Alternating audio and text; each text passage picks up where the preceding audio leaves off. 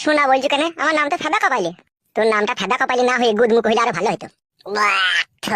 কি হইলো, নাম পছন্দ হইলো না? এরকম একটা আস্তে আস্তে গন্ধ লাগলো। বিয়ে করেছিস তো? না, আমি করিনি, আমার আব্বা করেছে। তোর আব্বা বিয়ে করেছে? তোর মা দেখতে ভালো? তোমাকে কেন বলবো না? না, তাই জিজ্ঞেস করছি। তা তুই বিয়ে করবি না? করার তো অনেকদিন থেকে ইচ্ছা ছিল, কিন্তু একটা সমস্যা আছে আমার। কি সমস্যা? সমস্যা হচ্ছে হেতিরে কাজ হয় না আমার। তাই নাকি? তা ডাক্তার দেখাচ্ছিস না? ডাক্তার দেখেছিলাম তো, ডাক্তার বলছে তুই ডলাডলি বেশি করেছিস। তা তো করাই বাকি দরকার ছিল তোর। কি আর করবো মা, রাত্রে ঘুমাবার সময় ভালো ভালো বৌদিদের পেছন দিকটা মনে পড়তো, দিয়ে ডলি দিতাম, দিয়ে আমার পিচিক করে বেরিয়ে পড়তো। থারে হয় হয় না তাহলে হয় যে আবার টুক করে নেমে যায়, মানে দাঁড়িয়ে থাকে না। ওই হেঁটে থারে করার ওষুধ আছে আমার কাছে, নিবি? কই দাও। তুই তো বিয়ে করিস নি, তুই তো বই না, হেঁটে থারে করে কি করবি? তুই হেঁটে থারে হচ্ছে না বলি তো, নাহলে ও বিয়ে করতে আমার সময় লাগে। আজকে করলি মেয়ে কোথা পাবি আজকে? তুই মেয়ে আছে, আমার বাবার বন্ধু মেয়ে আছে, ওরাই কতবার বলছে তোমার ছেলের সাথে বিয়ে দিয়ে দাও, শুধু আমি নিজে থেকে করছি না, আমার হেঁটে থারা হয় না বলে। ভালো ভালো বলছি মেয়েটা দেখতে ভালো? হ্যাঁ দেখতে ভালো তো, মুখার একটু একটু মোটা মোটা। বুকাচ্ছি তো, অত জায়গা থেকে মুখার একটু দিকে নজর দিয়েছে রে শালা। কি হইলো, দুম মেরে গেলি যে? মেয়েদের কি দেখে? কি মেয়েরা লম্বা চওড়া ফর্সা, মুখের কাটিং, হাত পা দেখে। তোমার পুঙ্গা দেখেছিস কেন? পুঙ্গা একটু দেখেছিস কেন? ওটা দেখার কারণ হচ্ছে আমার হেতিরে লাগাল পাবে নাকি সেটা দেখেছি। বাবারে, তুই বিশাল মাংমানি ভাই রে। হ্যাঁ গাল দিও না, যে লাগাল পাবি মনে হয়েছে। হ্যাঁ, যদি নিমি না যাই পেয়ে যাবো। এক কাজ কর, মেয়েটাকে বিয়ে করলে তারপর তোকে ওষুধ দিয়ে দেবো। ঠিক আছে তাই হবে। আর একটা কথা, মেয়েটাকে দেখার সময় আমাকে সাথে করে নিয়ে যাবে, ঠিক আছে? ঠিক আছে নিয়ে যাবো। তুমি থাকবো কোথা? আমি এখানেই বসে আছি, এরই থাকবো। কই রে বন্ধু, ফুটো মেরে দিয়েছি গুইতো। গুইতো মেরে দিয়েছি বন্ধু। ও তুমি হাঁটছো কেন বাড়া? তোমার বন্ধু কোনে কাঁদছিল, তুমি হাঁটছো? কে কাঁদছিল? এটা কে? কেন, ও আমার বন্ধু? ওই তো কাঁদছিল। কি ব্যাপার, কি রে ফুটো, তুই কাঁদছিলে? কি কাঁদা? কাঁদছিল হাউ মাউ করে। কি রে ফুটো, ও কি ঠিক বলছে? কি করবো, না কিন্তু উপায় আছে, বল। কেন, কি হয়েছে কি? বন্ধু তুমি বাড়ি যাও, তুমি কালকে এখানে আসবে, ঠিক আছে? আমি বসে থাকবো। ঠিক আছে, তাহলে থারা হওয়ার ওষুধটা দেবা তো? হ্যাঁ দিয়ে দেবো, তুমি কালকে এখানে আসবে। বেশ ঠিক আছে, তাহলে আমি চললাম। বস এখানে বস। তার আগে তুই কাঁদছিলে কেন, কি হয়েছে আমাকে বল। কি আর বলবো, সব শেষ হয়ে গেল। কি করে, কি হয়েছে কি? তোর বৌদি, এমএলএ সাহেবের বউ, পালিয়ে গেল। এসব কি বলছিস তুই? কোথায় পালিয়ে গেল? তার নিজের স্বামী এমএলএ সাহেবের কাছে। সর্বনাশ।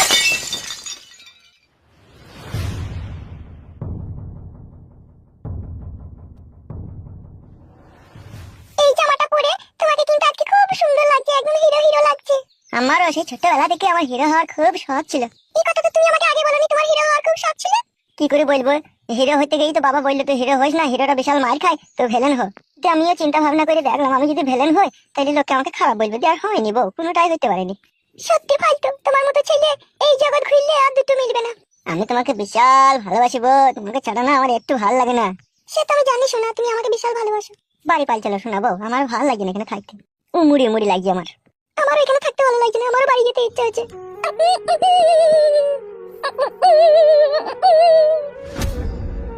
বৌদি তুমি?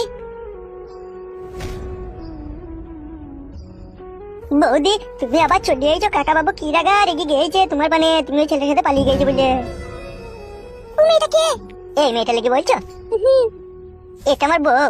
ও এটা তোমার বউ? হ্যাঁ বৌদি, তুমি তো এর ভাতার কেলি পালিয়ে গিয়েছিলা। লজ্জা করে আর কোনো লাভ নেই, যা হবার তো হয়েই গিয়েছে। এখন ভালোই ভালো এমএলএ সাহেব তোমাকে মেনে নিলে আমরা মুক্তি পাই। মানে তোমরা মুক্তি পাও মানে? মানে হচ্ছে বৌদি তুমি চলে যাওয়ার পর এমএলএ সাহেব আমাদেরকে এখানে রেখে দিয়েছে। কিসের জন্য রেখেছে এখানে? ওই এমএলএ সাহেবের খাবার দাবার তৈরি করে ভাত তরকারি রাঁধবে, সেই জন্য। কেন আমার মেয়ে রাঁধতে পারছে না? কাকা বাবু তার মেয়েকে রাঁধতে মানা করেছে। তাই নাকি? হ্যাঁ বৌদি, তুমি বাড়ি এসে বাড়িতে থাকো, আমি এমএলএ সাহেবকে ডেকে আনছি। কি আর বলবো বোন, তোমাকে বলার কোনো ভাষা নেই। তোমার স্বামী আমাকে লোভ লালসার জালে বিষয়টা ফাঁসিয়ে খুব দিয়েছে। কষ্টদায়ক, কিন্তু কষ্টদায়ক হলেও আমাকে খুলে বলতে হবে। তুমি নির্ভয়ে নিশ্চিন্তায় বলো কি হয়েছে। হয়েছে বলতে এই যে আমার মেয়েটাকে দেখছেন, টোটাল 8 মাস হচ্ছে বিয়ে হওয়া। জমাইকে 1,20,000 টাকা ক্যাশ দিয়েছি, একটা অ্যাপাচি আটিয়ার গাড়ি দিয়েছি, 2 ভরি সোনা দিয়েছি, ঘরটাকেও সাজিয়ে দিয়েছি আমি। তারপরেও সারা খানকি ছেলে সুইরের বাচ্চা এত বড় বৈদ্য জমায় আমার মেয়েকে বলে কিনা খাটের উপরে টাকা হবে না। এরকম সমস্যা তাহলে বলবেন তো, আমাদের খাত তো ফাঁকাই পড়ে থাকে। কি এসব বাজে বাজে কথা বলছেন আপনি? হামসাফার। জি ভাইজান, এনিথিং রং? হোয়াট ননসেন্স, কার সাথে কি বলতে হয় সেটা জানিস না? I am sorry. Bikash Dutta বাবু, আপনার কাছে অনেক আশা ভরসা নিয়ে এসেছি, আপনার লোকের মুখ থেকে এরকম কথা শুনবো আমি ভাবতেই পারছি না। বকে দিয়েছি কিনা? হ্যাঁ, তো ঘটনার মূল বিষয় যেটা ছিল, তোমার মেয়েকে তোমার জামাই তার খাটের উপরে শুতে নিচ্ছে না, কি তাই তো? হ্যাঁ, ঘটনাটা হচ্ছে সেটাই। তার সাথে শাশুড়ি আর ননদ খুব জ্বালাতন করছে আমার মেয়েকে। আমি ছেলেটার গ্রামে গিয়ে ওখানকার পার্টির লোকজনকে বলি এই বিষয়টা, ঠিক আছে? তা ওদের ওখানে একটু প্যাকিং জোর বেশি, ওই জন্য আমার কথা কেউ গ্রাহ্য করছে না। তো আমি চিন্তা ভাবনা করে দেখলাম আপনাকে এই বিষয়টা বলা খুবই প্রয়োজন, তাই বলতে এলাম। এই যে মেয়ে, তুমি আমার কাছে আসো তো একবার। শ্বশুর বাড়িতে তো তুমি থাকো, তুমি একটু পরিষ্কার করে খুলে বলো তো, তোমার বাবার কথাটা কিছুটা ঘোলা ঘোলা ভাব লাগলো আমার। না না, আমি ঘোলা বলিনি, আমি ঠিকই বলেছি। ঠিক আছে, তুমি চুপ করো। হ্যাঁ বলো তো, ঘটনাটা কি ঘটেছে? কি আর বলবো এমএলএ সাহেব, স্বামীর ঘরে সুখে সংসার করতে গিয়ে একদিকে কান্না করতে হয় আর একদিকে ভাত খেতে হয় আমাকে। তাই নাকি?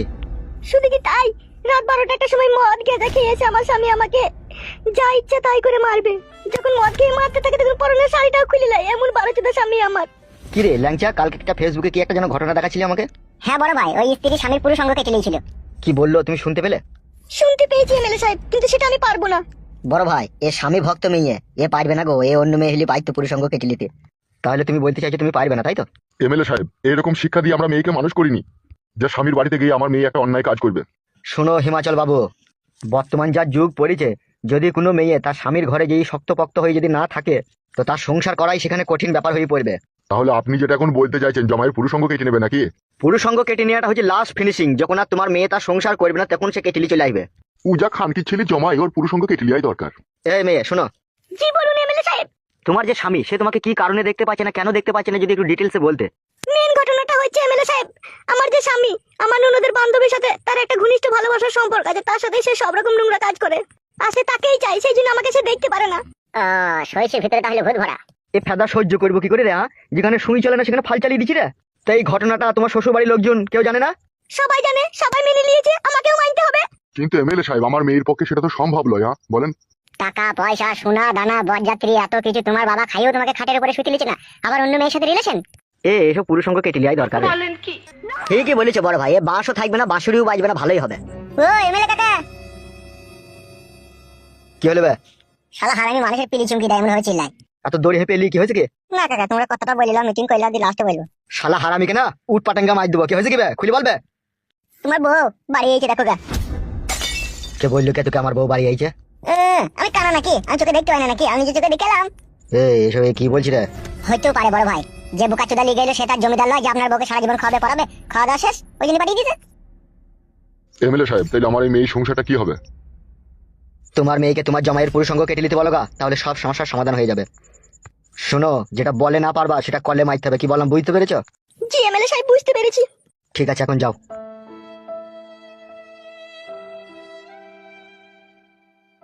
কি রে, তুই যা বলছিস তা কি ঠিক? চোখ ছুঁই বলছি কাকা, বিশ্বাস করে সত্যি করে বলছি। বড় ভাই, এ তো কাটা ঘায়ে নুনের ছিটে। মাথার মগজে আগুন ধরে গেল রে।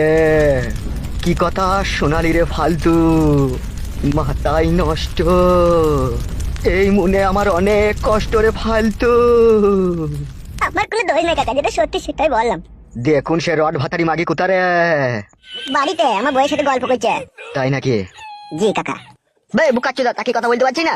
তোমার বউ বাড়িতে আছে, তুমি যাবাতে চলো আমার সাথে। কইছো দেখছি।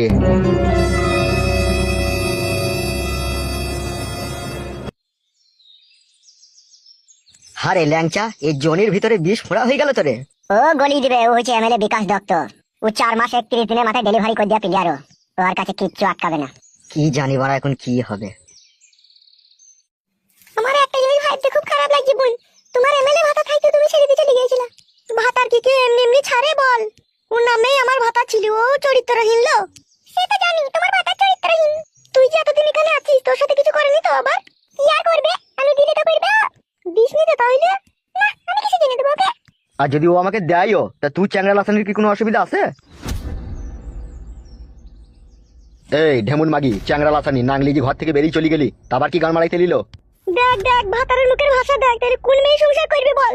এলো এ ডান্ডা চেক করিনি মাগি, আমার সংসার কাউকে করতে হবে না। লো তুই কোথায় গেছিলি সেটা বল। আমি নাংলি ঘর থেকে বেরিয়ে গেছিলাম রে ফেদা কুকুর বেটা, আবার আমি ঘরে ফিরে এসেছি। কি বলছিস বল তুই? তুই তো কার বাড়িতে ফাঁকা চ্যাংড়া লাসানি রে? তোর থেকে কম। খান কি মাগি, তুই যে নাংলি বেরিয়ে চলে গেলি, তুই এখানে ফিরে আসছিস, তুই লজ্জা লাগলো না? খবরদার ভাষা খারাপ করবি না সুইরের বাচ্চা, নাহলে তোর নামে গিয়ে থানাতে কেস করবো, তোর এমএলএ গিরি ছাড়িয়ে দেবো। কাকা বাবু, এখন এটা মাইনতে হবে, নাহলে ক্যাশ দিয়ে দিলে তুমি ফেসে যাবে, তোমাকে জেল খাইতে হবে কাকা। বাপরে বাপরে বাপরে বাপরে যন্ত্রণা। এই তো সবে শুরু রে কাদা কুকুর বিট্টা। কি